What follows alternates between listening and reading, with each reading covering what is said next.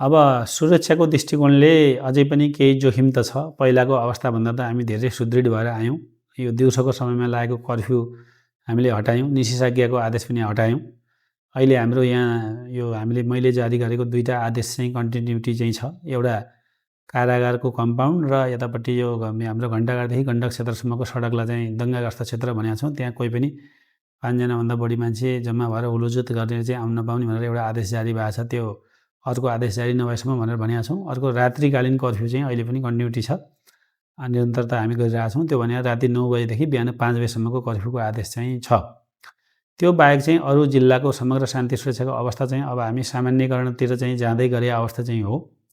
यो ठुलो खालको चाहिँ आन्दोलन भएको भएर अझै पनि अलिकति भयको वातावरण, डरको वातावरण कतै केही हुन्छ कि भन्ने खालका कुराहरू चाहिँ अलिअलि छिटफुट चाहिँ मान्छेको मनमा रहने नै भयो। त्यो बाहेक चाहिँ अरू त्यस्तो चाहिँ छैन। हाम्रो सुरक्षा निकाय चाहिँ इन्ट्याक्ट छ। 3टै सुरक्षा निकायले कम्बाइन्ड रूपमा उहाँहरू चाहिँ गस्ती पेट्रोलिङ गर्ने, ठाउँ ठाउँमा जाने र कतै केही त्यस्तो गलत खालको काम भयो भने चाहिँ तुरुन्तै कानुनी कारबाहीको दायरामा ल्याउने गरी चाहिँ हाम्रो सुरक्षा फौज चाहिँ एकदम इन्ट्याक्ट अवस्थामा चाहिँ गएको छ।